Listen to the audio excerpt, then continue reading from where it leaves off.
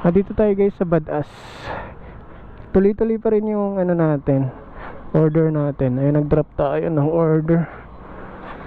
Alam niyo ba dito ako nag-aral hanggang grade 1 hanggang grade 3, tapos hanggang grade 3. Diyan sa Badass Elementary School. Tara guys, babakbakin natin yung Magpayang. Ang odo natin is 26,061 kilometer. Tingnan natin kung ilang kilometro, tapos orasan natin.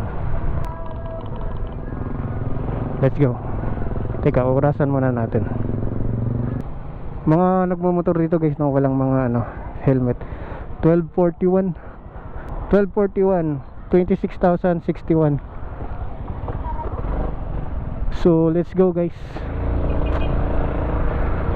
1241. Grabe, ang ganda talaga ng kalsada dito. Ang laki, ang luwag. Dito yung bahay namin guys dati. Yan, sa titirikan ng gas station na yan. Yan yung bahay namin.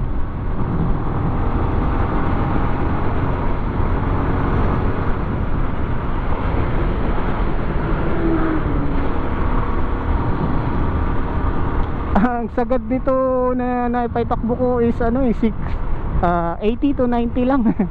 Umiiyak ta yung makina. Pero syempre meron pa isasagad to.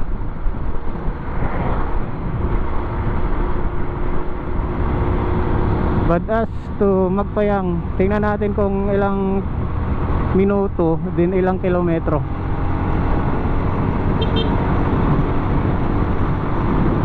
Buti umaraw na dito guys. Ganda talaga ng probinsya. Ang sarap ng simoy ng hangin. Then ang lawak ng kalsada. Main highway to guys, papuntang Davao,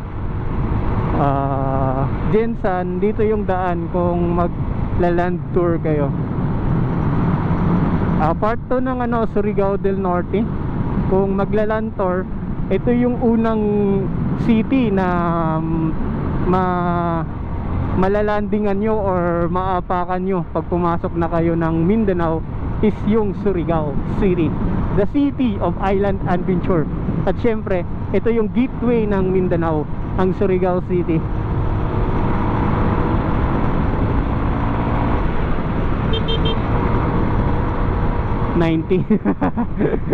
Nagna 90 pala to.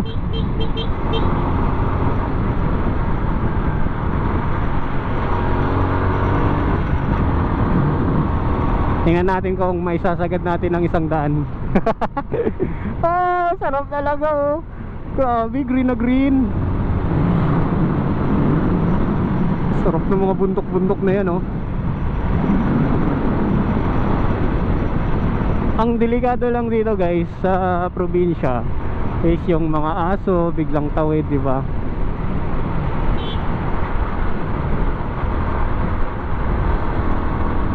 Nakakamiss.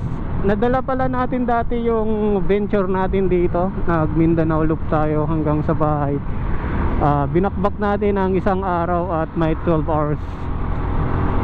May kasama ng pahinga yon. Mula sa kilometer 0, which is Luneta, Manila, sa Rizal part ng Luneta, hanggang doon sa bahay, meron tayong odo na nakuha na 1,476 kilometer.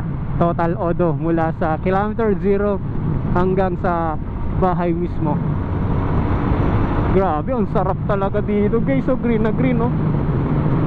Takbo natin 80. Delikado pa namang gulong nito kasi napakanipis.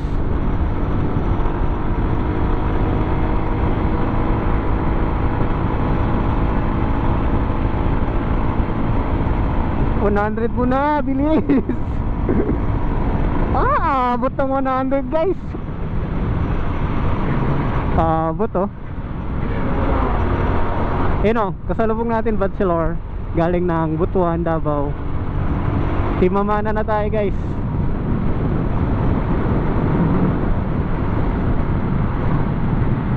Tapos ganito, pedestrian. Maraming pedestrian na crossing. So dapat dahan-dahan lang. Kasi ano to eh, poblasyon to eh.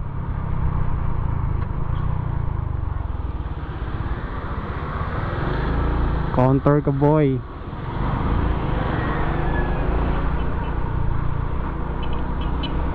Tsaka hindi ako nag-ano guys, nagre-rely ng brake dito masyado. Kasi wala naman tong abs eh. Inaalalayan ko lang ng preno pero naka-engine brake. 'Di ba? Ganon yung technique ko dito, hindi ko talaga tinotodo yung preno. Alalay lang yung preno kasi naka-engine brake lang ako. Pansin nyo, binababaan ko ng gear shift yung makina para kumagat yung mga gear pag malapit na ako sa isang object or malapit na ako sa paghinto.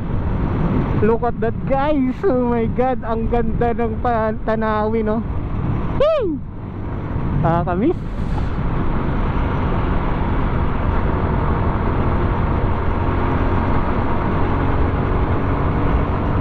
Pupunta tayo sa seaside malapit sa Tandag na sinatawag nilang 90. Ang ganda doon guys. Ano yun eh, coastal road. Makikita mo yung Pacific Ocean ba yun or dagat? Pupuntahan natin yun. Yung schedule lang natin. Dito guys is ano eh, laging na ulan-ulan. Buti nga ngayon oh, umaraw. Kahapon lakas ng ulan. Tingnan nyo yung kalsada, basang-basa pa.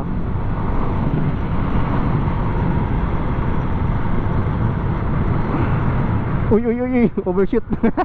Joke lang. She Nag 100 kph pala tong XRM na to. Tingnan nyo guys, oh, lawak ng kulay green na yan, oh. Bundok talaga. Wala lang, nakaka-proud lang talaga dito guys. Kasi sobrang green. Pag sa Maynila kasi hahanap-hanapin mo talaga yung ano yung ganitong mga senaryo, yung kulay green, masarap yung simoy ng hangin, di ba? Nakaka-relax. Kaya naman ano, yung iba talaga naglo-long ride, hindi naman dahil sa long ride lang, kundi dahil sa magre-refresh yung utak mo, yung mga ano mo, pananaw mo sa buhay, nire-refresh niya kaysa yung bakbak ka ng bakbak sa trabaho mo. Wala, boring yun, nakakapagod yun. Kaya naglo-long ride din tayo minsan. Ano, parang nakakalimutan mo kahit saglit man lang yung mga problema mo. Ay, buti na lang talaga umaraw dito guys. So, sobrang ano, sikat na ng araw.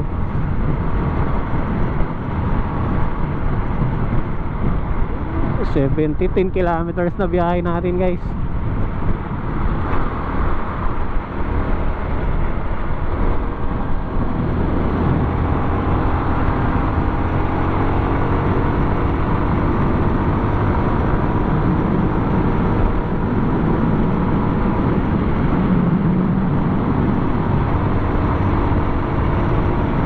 Uncut na lang to guys kasi para ano, dire-diretso lang yung video.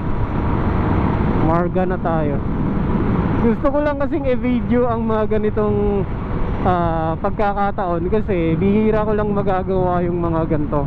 Hindi to dahil gusto ko lang ipakita sa inyo ang aking probinsya or ang aming probinsya, kundi gusto ko rin maalala yung mga bagay na mga ganito habang nasa Maynila ako or habang wala ako sa aming probinsya.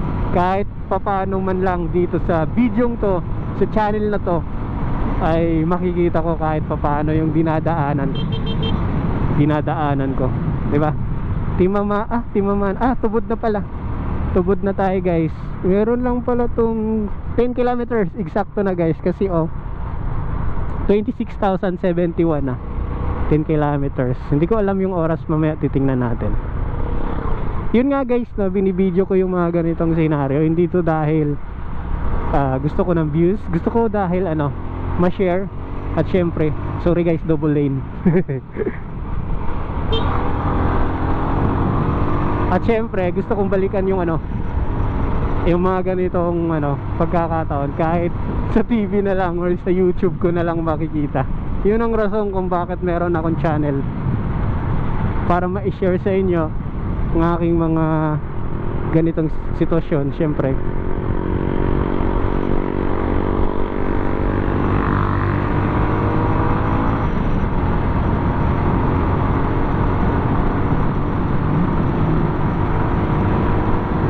kita nyo yun guys, nagre-rev match tayo kasi hindi tayo nagre-rely sa pleno. Ini-engine brake natin, binabawasan natin yung ano, yung gear. Mas advantage talaga pag ganitong naka-decambio ka, no? Nalalaro mo yung gear mo. Kaya gustong gusto ko ng ano eh, ng Raider 150 Fi char or kahit mga manual.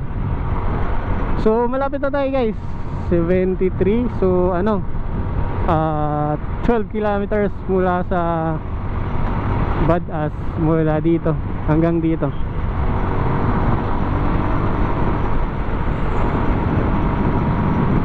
Ayan na, magpayang na guys. Hanggang dito lang yung video natin. Sana meron kayong ano, isa tong memory sa akin. So merong ano, 14 kilometers ang Badass mula sa junction na yon hanggang dito sa junction na to. Ayan o, sa magpayang. Pakanan kasi tayo pero magwi-withdraw pa kasi ako.